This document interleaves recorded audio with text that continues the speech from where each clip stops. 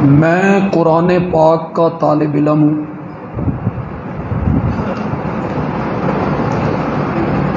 میں نے قرآن کی تفسیر سبقاً پڑھی،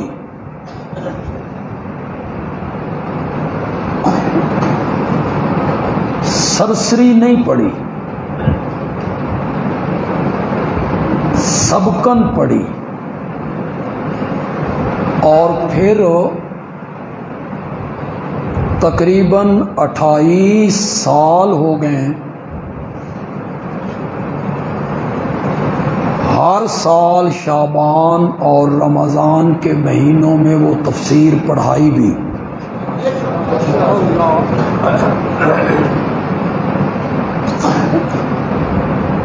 سب صورتیں میرے سامنے، سب آیتیں میرے سامنے، سبقاً پڑھی ہے، پڑھائی ہے۔ آپ مجھ پر یقین کریں، یقین نہیں کرتے تو دوسرا راستہ بھی ہے۔ دوسرا راستہ یہ ہے کہ آپ خود پڑھیں، خود پڑھ لیں۔ یہ نہیں ہو سکتا تو مجھ پر اعتماد کریں۔ قرآن کے 30 پاروں میں اور 114 صورتوں میں اور 6600 سے زیادہ آیتوں میں خدا گواہ ہے، سب سے زیادہ اللہ نے جس مسئلے کو بیان کیا ہے وہ مسئلہ توحید ہے۔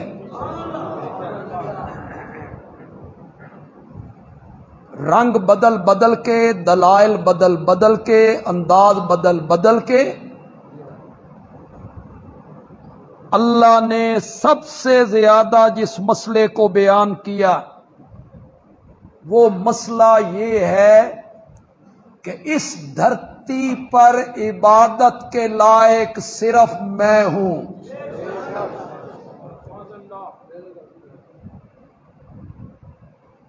اس کائنات میں سجدہ صرف میرا ہوگا،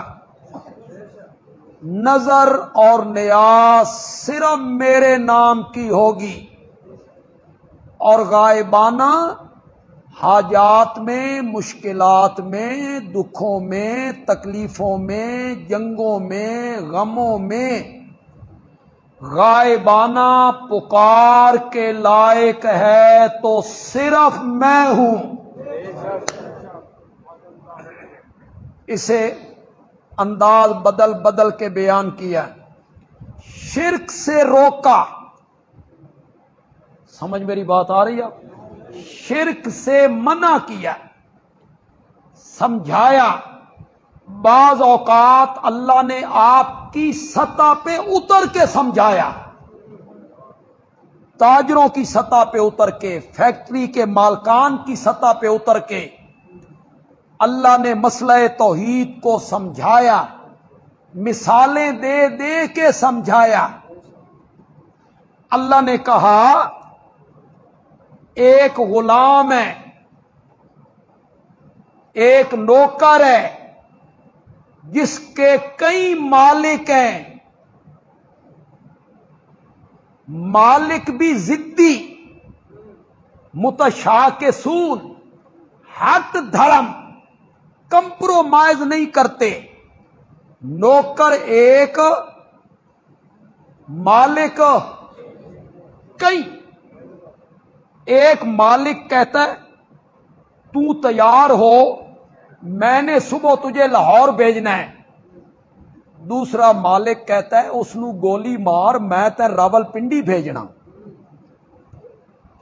ایک کہتا ہے میری جوتی پالش کر، دوسرا کہتا ہے اس نو گولی مار، میرے کپڑے دھو۔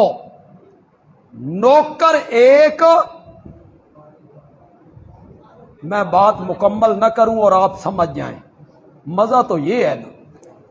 نوکر ایک، مالک کئی، اور اللہ کہتے ہیں اس کے مقابلے میں ایک اور نوکر ہے، اس کا ایک مالک ہے۔ یہ کہہ کے لوگوں سے رب پوچھتا ہے بتاؤ کون سا نوکر اچھا ہے،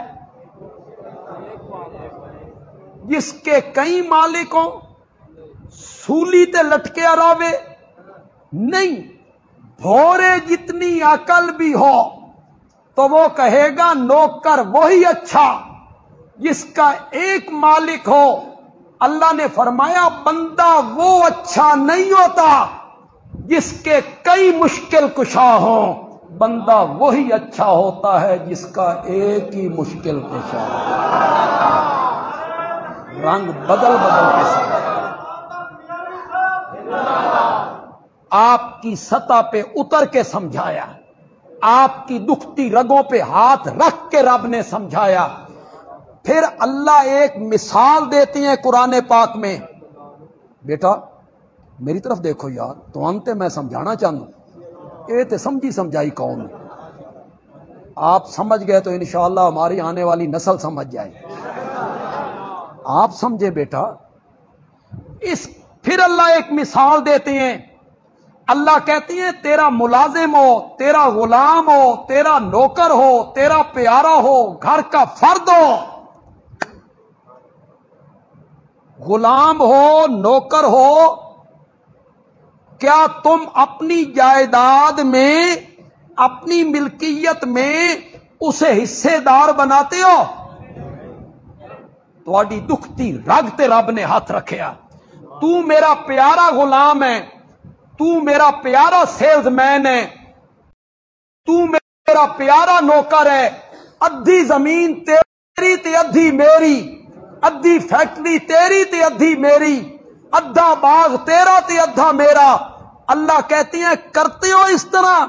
پیارا نوکر، گھر کا فرد، محبت بھی کرتے ہو، تم اسے اپنی جائیداد میں حصے دار بنانے کے لیے تیار نہیں ہوتے ہو، میں بھی اپنے پیاروں کو اپنی صفتوں میں شریک نہیں کرتا۔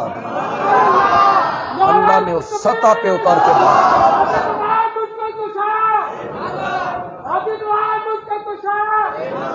اللہ نے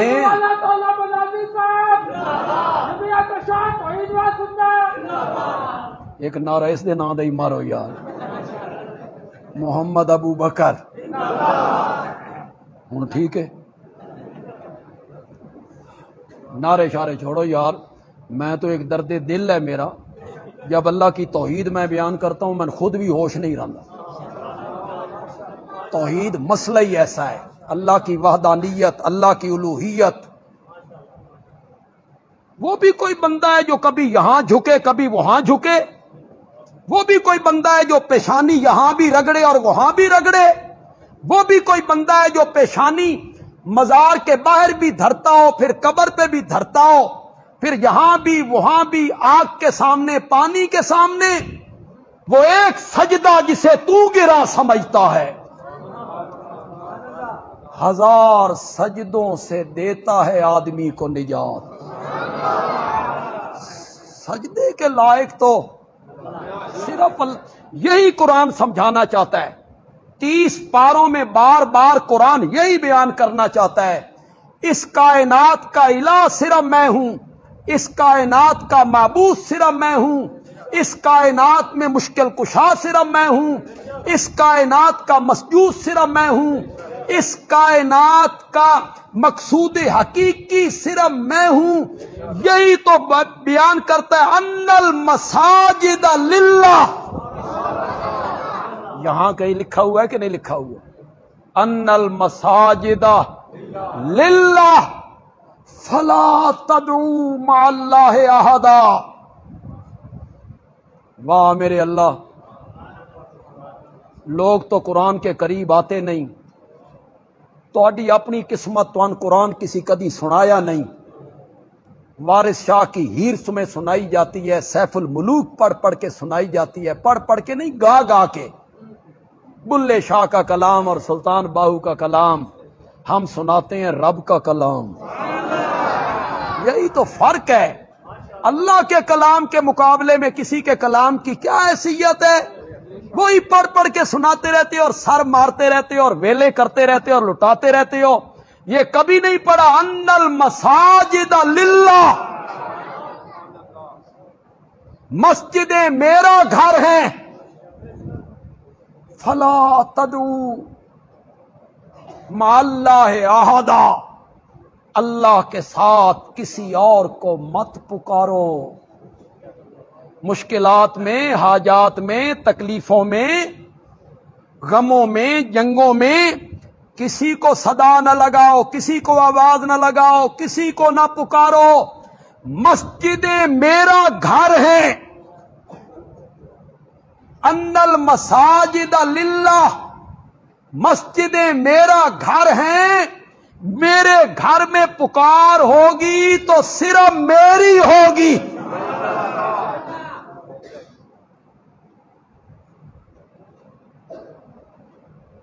گھر ہو میرا،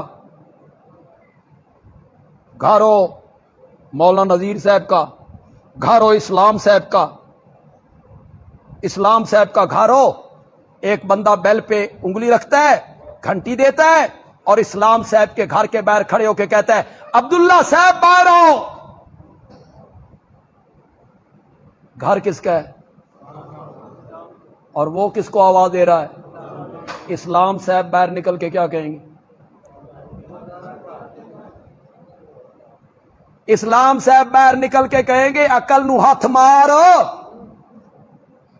ایک گھر میرا. بندیالوی بات پوری نہ کرے اور آپ سمجھ جائیں. مزہ تب ہے نا، مزہ تب ہے. اسلام صاحب باہر نکل کے کہیں گے عقل نو ہاتھ مار، ایک گھر میرا. میرے گھر دے دروازے تے آواز لانی ہی نا، تا میرے نا دی لا، میرے نا دی لا. اللہ نے فرمایا ان المساجد للہ، مسجدیں میرا گھر ہیں. اس میں پکار کرنی ہے تو میری پکار کیا کر. گھر میرا ہو پکارے غیر اللہ کی ہو، گھر میرا ہو پکار کسی اور کی ہو. ان المساجد للہ. علم سے شدھ بدھ رکھتا ہوں، یہ عربی زبان ہے اور اس زبان میں بڑی فصاحت ہے، اس زبان میں بڑی بلاغت ہے. مساجد کا معنی میں نے کیا کیا؟ مسجدیں. کیا میں نے کیا؟ مسجدیں. یہ جس طرح آپ کی مسجد ہے. للہ کس کے لیے؟ لیکن یہ عربی زبان ہے نا، یہ بڑی فصیح زبان ہے. دوسرا معنی کرنے لگا ہوں اور بڑا خوبصورت معنی کرنے لگا ہوں. ان المساجد للہ. تھوڑا سپیکر جواب دے گیا، یہ میری کارڈ نہیں کٹ سکے. ان المساجد للہ، سجدے والی جگہیں. اب میں نے مسجد مینا نہیں کیا، سجدے والی جگہیں میری ہیں. جس زمین پہ پیشانی رکھتا ہے نا وہ میری ہے. جہاں ناک ٹیکتا ہے نا وہ زمین میری ہے. جہاں گھٹنے رکھتا ہے نا وہ زمین میری ہے. جہاں پاؤں کے پنجے رکھتا ہے نا وہ زمین میری ہے. جہاں ہتھیلیاں رکھتا ہے نا وہ زمین میری ہے. ان المساجد للہ. جس زمین پر، ریتلے علاقے پر، پہاڑی علاقے پر، نہر کے کنارے پر، جنگل میں، یہ ساری زمینیں میری ہیں. نمک حلالی بانا، اور میری زمین پر سجدہ کرنا ہے تو میرا سجدہ کر. میرے سوا کسی اور دا سجدہ کرنا ہی نہ. میری زمین تو باہر نکل کے کر.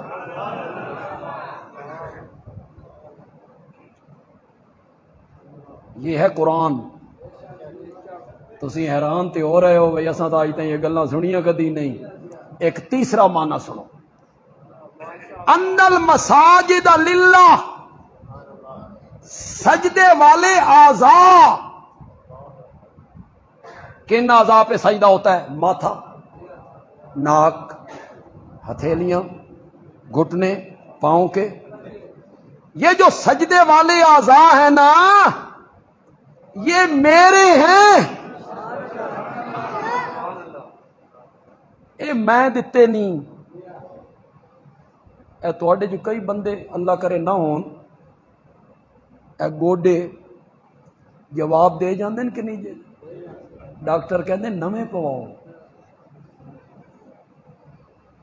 یہ کس نے دیے؟ اس میں خم کس نے رکھا ہے؟ موو ہوتے ہیں، کھلتے ہیں. یہ ہاتھ ہیں، یہ ناک ہے، یہ پیشانی ہے. ان المساجد للہ، جن اعضاء پہ سجدہ کرتا ہے نا اے میں بنائے نہیں. بندے دا پتر بن تے میرے بنائے ہوئے اعضاء جھکانے نہیں تا میرے سامنے جی. ان المساجد